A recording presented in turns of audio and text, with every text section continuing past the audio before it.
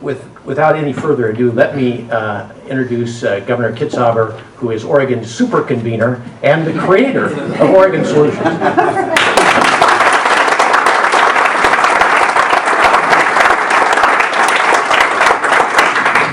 Well, there was a little hyperbole there, but I think the fact is that if I have had a role to play, it's been more as a catalyst or an irritant, depending on who you ask. But I think the results really have been due to the people in this room and some people who weren't able to make it today. I don't think I need to tell any of you the magnitude of some of the challenges that we face today, but I think we should always remember that we have some tremendous assets as well. And I think the assets, our most important asset here in Oregon certainly is our people, and particularly the leaders in this room and around the state who are committed to collaboration and community-based problem solving. Regional Solutions has been around 10 years now, and it's very, very clear that the success we have had is directly related to the level of leadership we've had at these in these convenings. It's the credibility that you bring to this process that actually gets people out of their silos and begin to engage. And you've done some pretty remarkable things, and I know you're going to hear more about it up here, but you've rebuilt this school in Benoni, which no one believes. You've fostered these forest collaboratives that have brought the industry and environmental advocates together to actually create jobs and improve the environment. You've built an airport in North Bend. You've reduced flooding in Tillamook.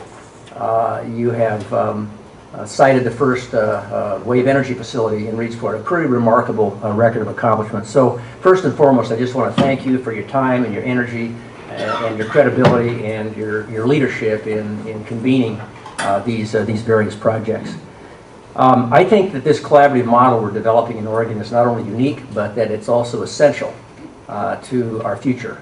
As we move on in this century, as resources become more scarce and as problems become more complex and multi-layered, we can't get away with the kind of single-purpose investments that we used to have in the past. And what this process allows us to do is to actually leverage public and private and civic resources and then focus them like a laser on priorities that make sense at a regional basis. And through that process, I think, build a stronger economy, a healthier environment, and a more equitable society.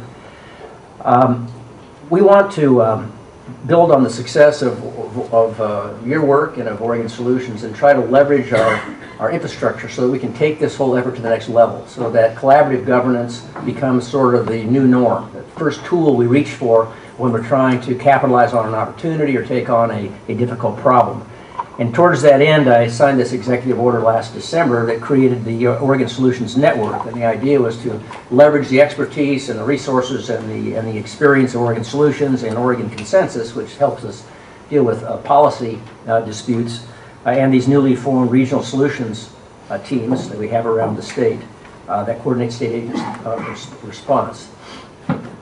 And we now, as you know, have 6 regional solution centers located at universities and community colleges around the state. And all of these entities, Oregon Solutions and Oregon Consensus and these new centers, take their cue from the priorities established by these regional advisory committees.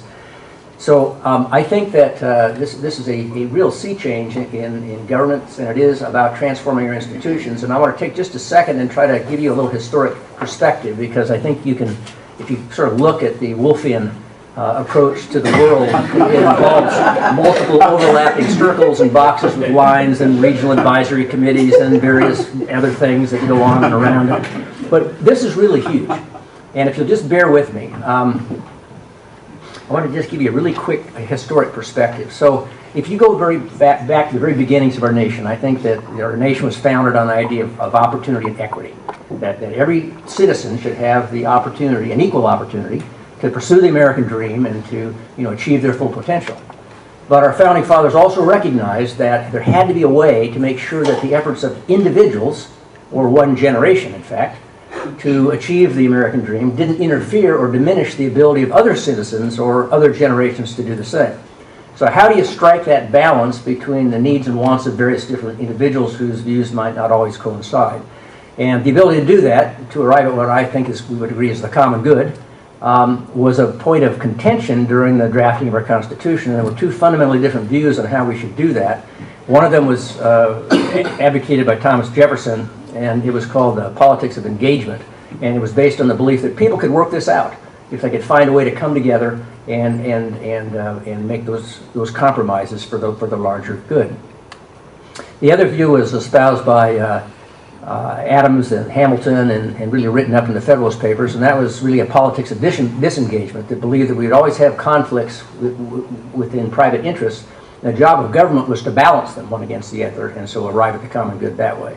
And the difference between those two approaches is where the point of responsibility lies.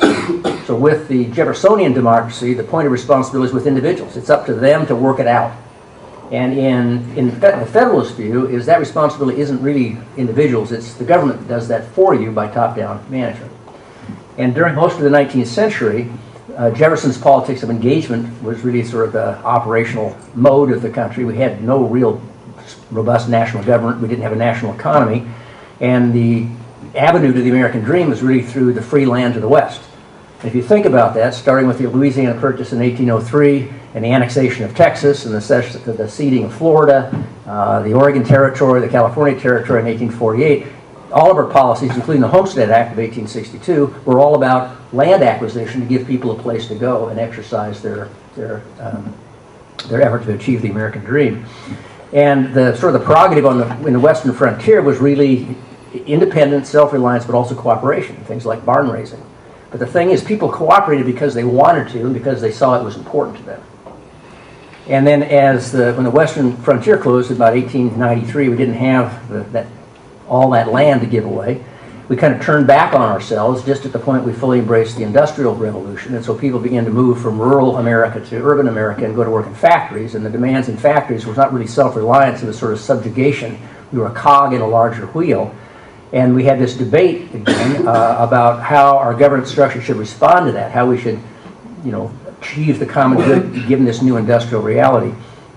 And on one side you had the populists led by William Jennings Bryan and others who really wanted to return to the past and wanted to go back to sort of the agrarian view of the world, which just didn't exist anymore.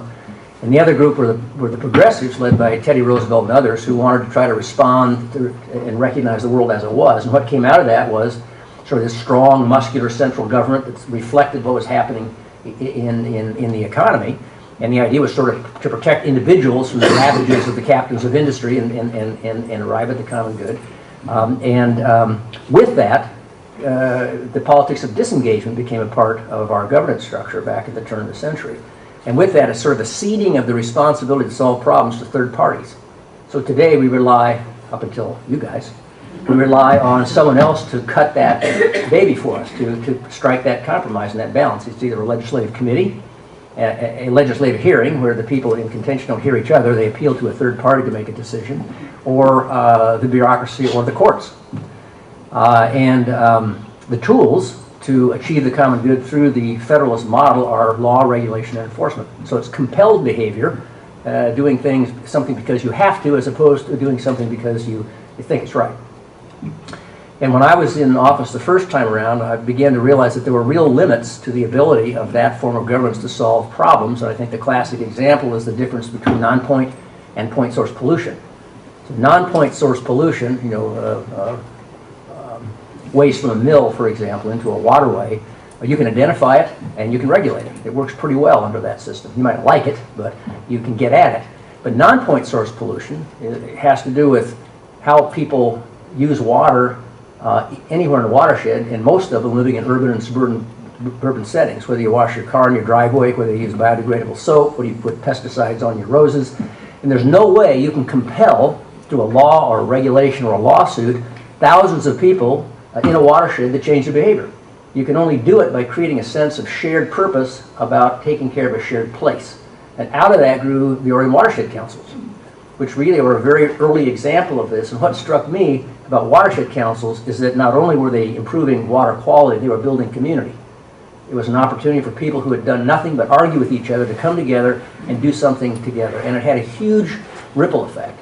And I think what we're really doing here is taking that to a new scale. And I think we're changing.